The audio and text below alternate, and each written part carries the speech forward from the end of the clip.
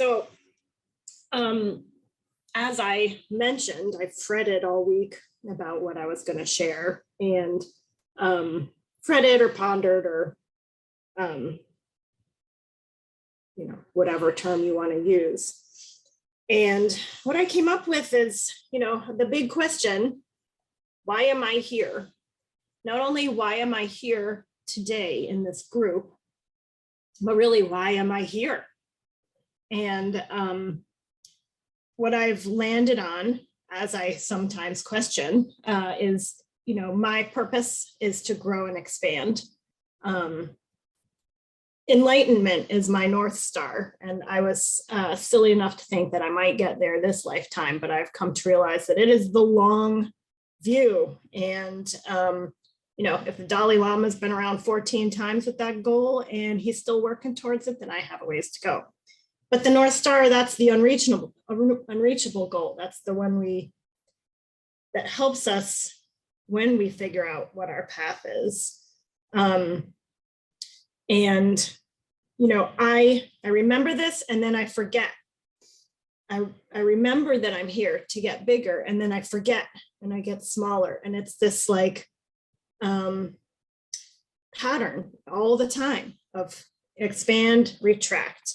And that's just like what we do in our practice, right? Remember to come back to ourselves. And then my mind goes away. And then I remember and I bring it back. It's that constant expansion and contraction. In the forgetting and in that contraction, when I have forgotten that I'm a divine being of light and I'm here to get bigger,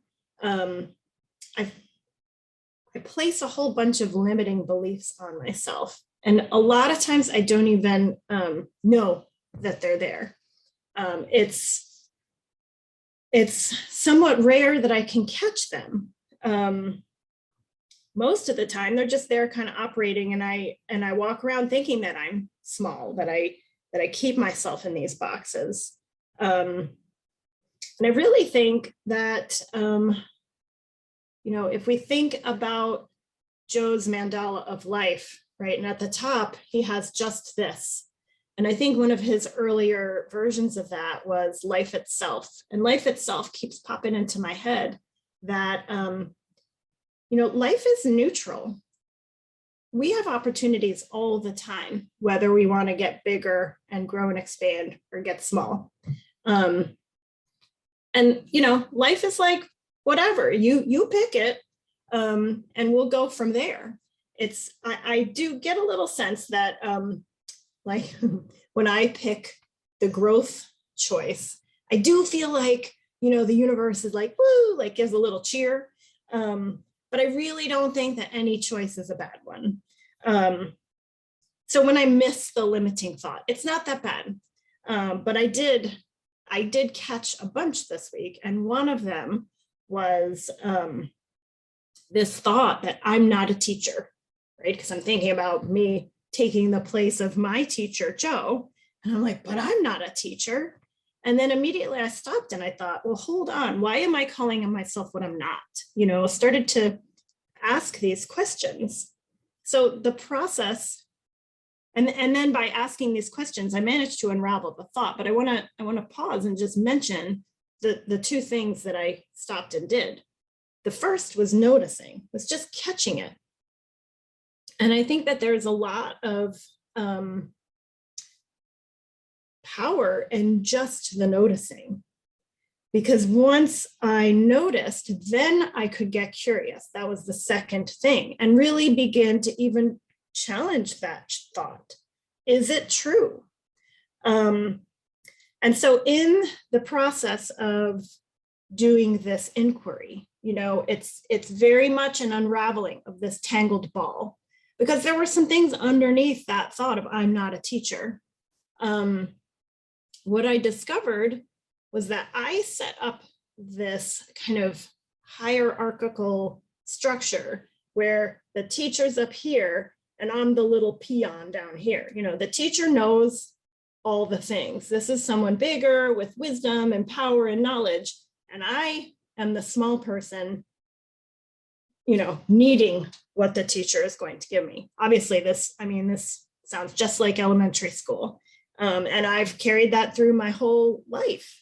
And so it was very uncomfortable for me to think about being in the teacher role, because I don't know a whole lot about anything. Really, I felt very unqualified. Like, what am I going to say that anybody doesn't already know? So that's where a lot of that discomfort came from. It's just that feeling of not being authentic at all. Like, I'm going to have to pretend and project.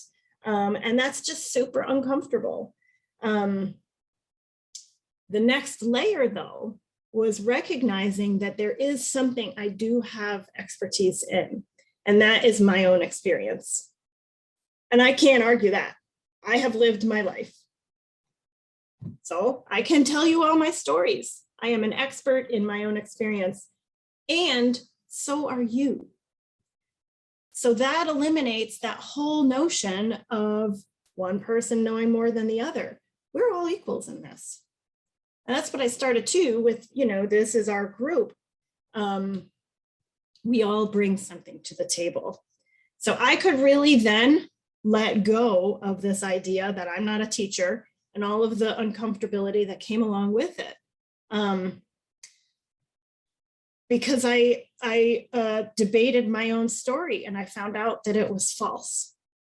And so that's one example of, the tricks that I play on my own self that keep me from stepping into growth and expansion. And it's a practice. I think that the ability to catch those thoughts, it really seems a lot like fishing, right? Like trying to catch those minnows in a net, and they are so fast. As a kid, I had no luck catching them at the beach ever. And these thoughts go by so quickly that they are really difficult. But by practicing, noticing my stories and then being able to question them, it really, that's a level of healing that's pretty profound.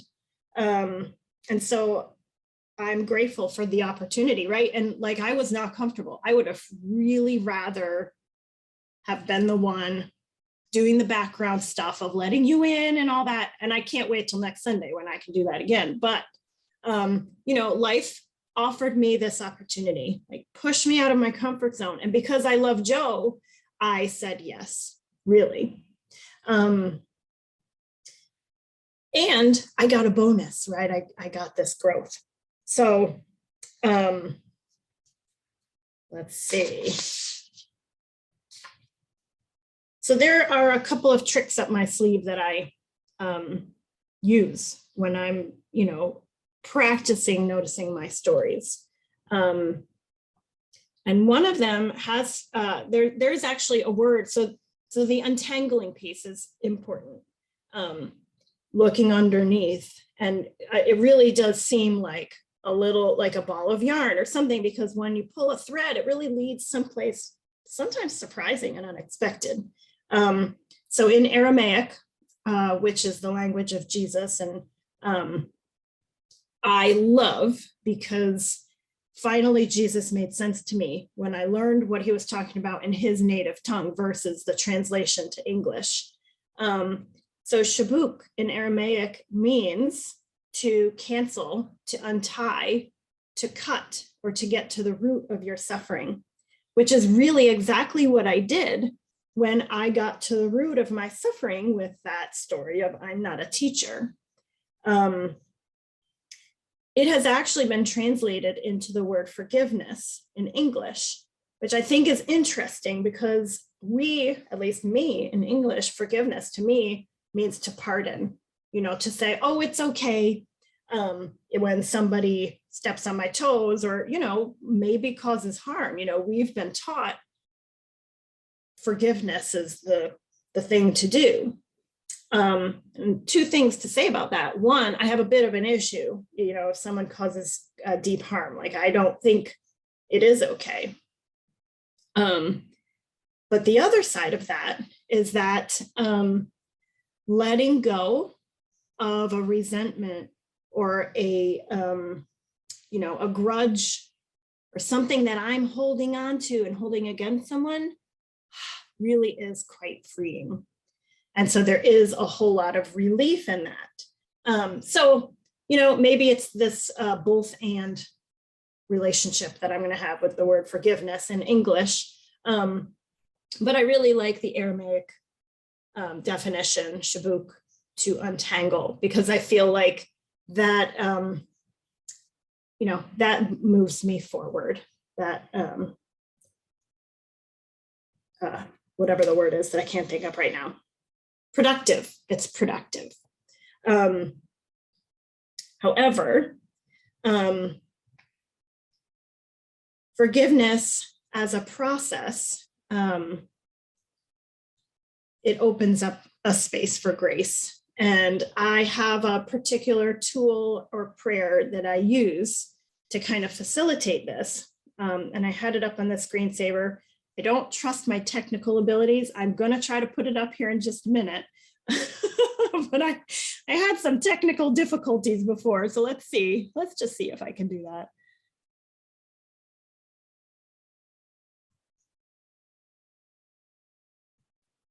Okay. I can't see you, so I don't, ooh, my screen is flashing. Hopefully it's up and you can see the Ho'oponopono prayer. Not sure why my screen is flashing. It's there, Jill. Okay, yeah. Great. My screen is flashing and blinking. I hope yours isn't. No. Good. Okay. I'll just ignore it then.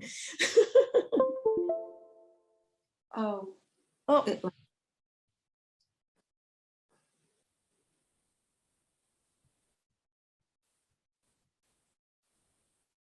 It's back. Okay, good.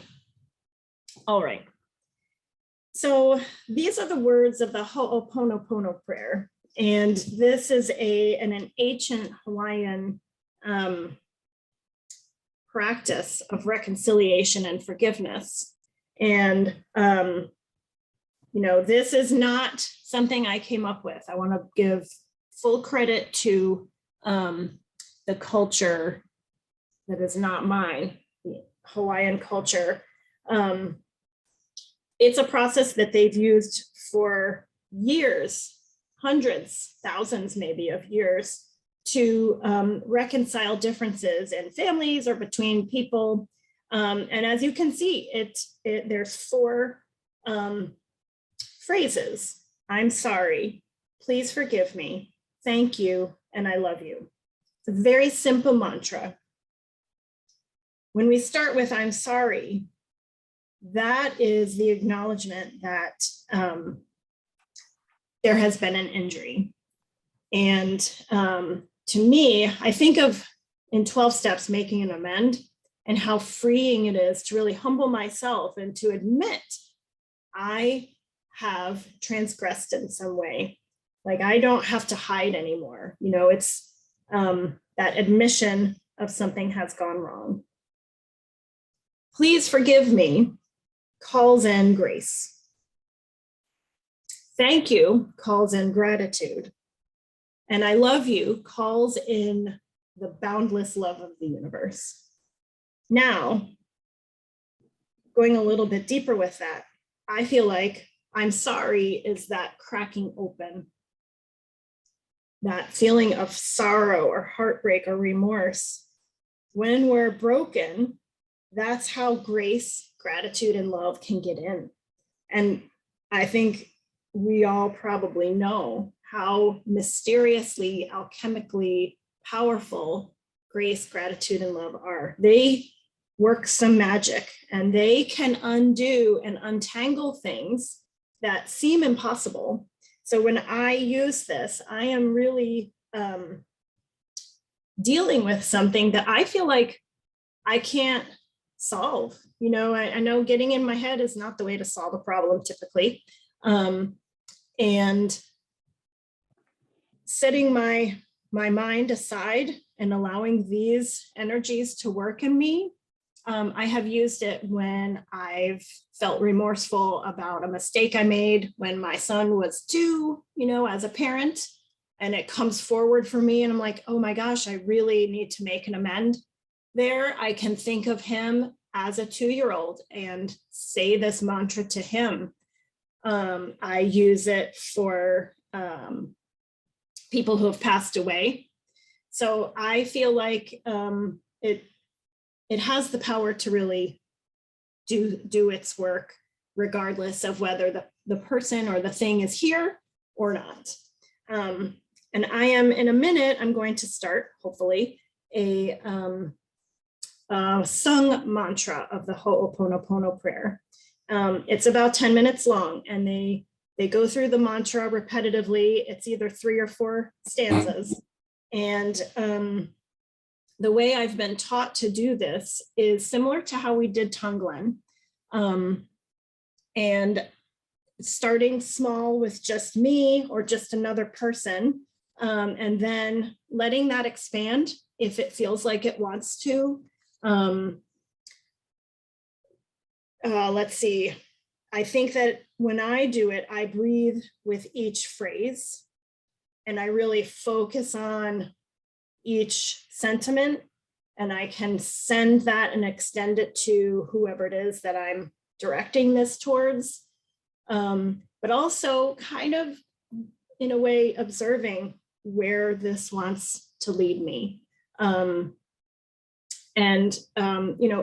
It's a beautiful practice. So we're going to try it out. I'm going to share this with you.